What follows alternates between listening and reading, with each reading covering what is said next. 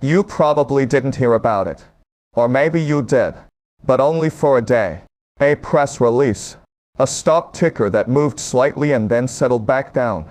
A story that disappeared from the news cycle before lunch. That was the point.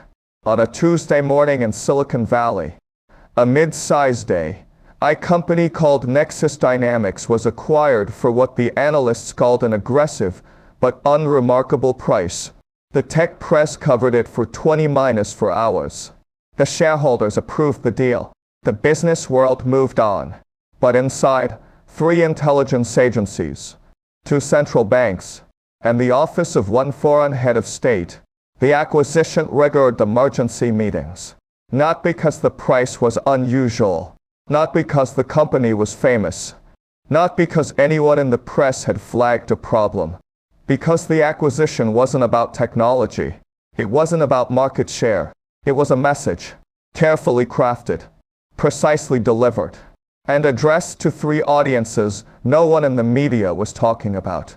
If you don't understand what that acquisition actually communicated, you don't understand the war for the future that's already being fought. You are watching the wrong screen. Let me start with what happened.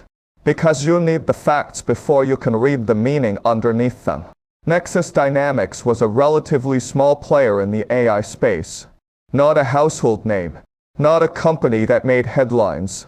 But it had one critical asset: a proprietary chip architecture that could run advanced machine learning models at a fraction of the energy cost of anything currently on the market. Low power. High performance. Exponentially cheaper to scale. That's the kind of technology that doesn't just make money. That's the kind of technology that wins wars. Not the kind with bombs and planes. The kind with algorithms and data centers. The kind where whoever trains the most advanced models first controls the next decade of economic and military power. The buyer was a consortium. Officially, a group of private equity firms and tech investors. But if you followed the money far enough, through the shell companies and the holding structures, it led to something else entirely. Something with deep ties to a government that was not the United States. Now, here's what everyone thought was happening. The press coverage was textbook. AI company acquired for significant sum. Market consolidation continues. Investors bullish on chip technology. The analysts were similarly unbothered. The price was in line with comparable deals. The due diligence appeared thorough. The regulatory approvals were obtained. Everything looked above board. Everything looked normal. Everything looked like business as usual. And that was the point. But here's what almost nobody reported. Within hours of the announcement, the U.S. Treasury's Committee on Foreign Investment convened an emergency meeting. This committee doesn't meet for routine acquisitions. It doesn't meet for deals that are above board. It meets when there's a threat to national security. The same day, an allied intelligence agency sent a classified memo to its counterpart in Washington. The subject line was 3 words: Nexus Dynamics, critical vulnerability. And, in a capital city in Asia, a senior official made a phone call, not to congratulate the buyer, to confirm that the message had been received. To understand why they cared, you first have to understand what was being acquired. The chip architecture Nexus had developed wasn't just efficient. It was enabling. It solved a problem that had been holding back AI deployment for years. Energy consumption had been the limiting factor. The more advanced the model, the more power it required. And power costs money. Lots of it. Nexus's architecture cut that cost by more than 60%. Suddenly, models that were economically impractical became viable. Suddenly, the companies and countries that had access to this architecture could train and deploy AI at a scale their competitors could not match. This was not just a business advantage. This was a strategic choke point. Whoever controlled that architecture controlled who could compete in the AI race. And the consortium that just acquired it had very clear government ties. The technology alone was enough to justify concern. But the technology was just the object. The acquisition itself was the signal. This was not a business deal. It was a move in a larger game. A game where the pieces are not tanks and missiles, but algorithms and supply chains. A game where the battlefield is not a desert or a jungle, but a server farm and a boardroom. The consortium could have acquired the company quietly. They could have used a different structure. They could have waited for the political environment to be more favorable. They didn't. They did it in plain sight. They did it with enough visibility that the press would cover it, but with enough opacity that the true ownership would take weeks to trace. They did it at a price that seemed fair but was actually strategic. They did it at a moment when everyone was looking somewhere else. Because the acquisition was not about the company. It was about the signal.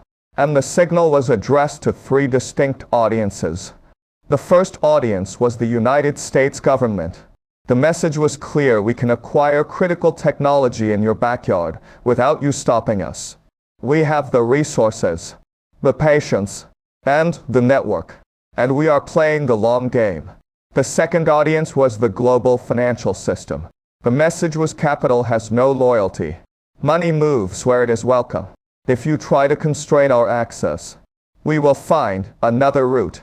The consortium was structured across jurisdictions specifically to make it difficult to block. Every regulatory approval they secured was another demonstration of their capability. The third audience was the one that mattered most. The foreign government that had quietly orchestrated the entire deal. The message to them was: we have delivered. We have secured the technology. We have demonstrated that we can operate in the most regulated, most monitored market in the world without being stopped. The asset is ours. Now you can build on it. One acquisition, 3 messages, and not a single word of it in any press release. Understanding what happened tells you what comes next. Because this acquisition was not an exception. It was a template. The tech Cold War is now being fought through corporate acquisitions, not just government programs. The front line is not a border. It's a boardroom. The weapons are not sanctions and tariffs but due diligence and shell companies. The prize is not territory but intellectual property. What this means is that every future acquisition in critical technology will be scrutinized differently. Governments that were asleep to this threat are waking up. And the companies that have been playing this game for years are already 5 moves ahead. The question is not whether this will happen again. It's whether you'll notice it when it does. But all of this is abstract unless we remember who it affects. The engineers who spent years building that architecture. They didn't know they were being acquired for geopolitical reasons. They thought they were building a product. They thought they were working for a company. They had no idea their work was part of something larger. The investors who approved the deal. They didn't know they were signing off on a strategic move by a foreign power. They thought they were maximizing returns. They had no idea they were funding the next phase of the tech Cold War.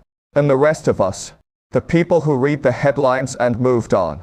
We saw a business deal. They saw a strategic signal. And now we know the difference. The question isn't what will happen next. We already have a pretty good idea of that trajectory. The question is what else we're not noticing right now. Because the next acquisition is already being structured.